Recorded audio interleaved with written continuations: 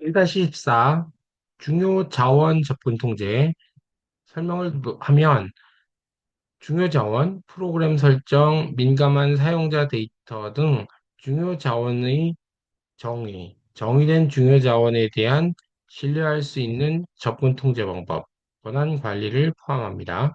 접근 통제 방법 설계, 그리고 접근 통제 실패 시에 처리 방법도 설계합니다. 권한 관리에 대한 영역입니다. 요구사항은 세 가지인데, 첫 번째, 중요 자원에 대한 접근 통제 정책을 수립하여 적용해야 합니다. 두 번째, 중요 기능에 대한 접근 통제 정책을 수립하여 적용해야 합니다. 세 번째, 관리자 페이지에 대한 접근 통제 정책을 수립하여 적용해야 합니다. 관련 보안 약점은 부적절한 인가, 중요한 자원에 대한 잘못된 권한 설정이 되겠습니다.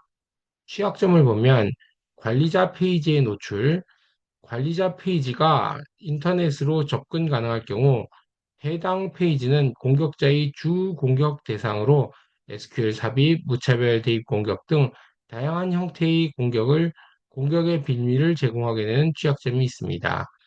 SSI, 서버 사이드 인클루드 삽입, HTML 문선에 변수값으로 입력된 후 이를 서버가 처리하게 되는데 이때 인젝션 명령문이 수행되어 서버 데이터 정보가 누출되는 취약점입니다.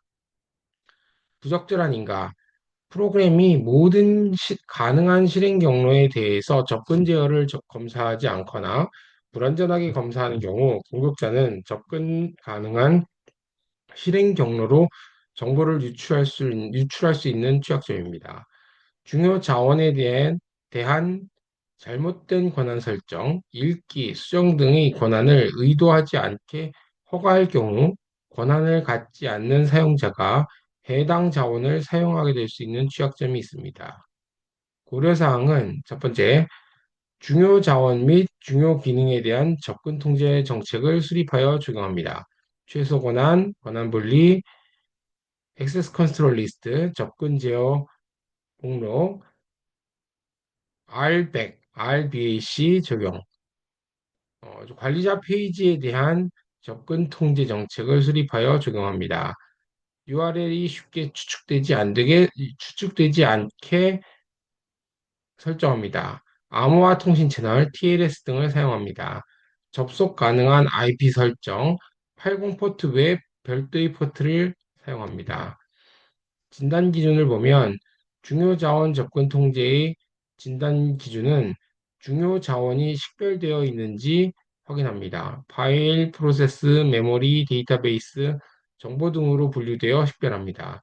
중요 기능, 예를 들어서 개인정보 조회, 변경, 관리자 등록, 사용자 등급 등록 등의 중요 기능이 분석 단계 산출물에서 식별되어 있는지 확인합니다.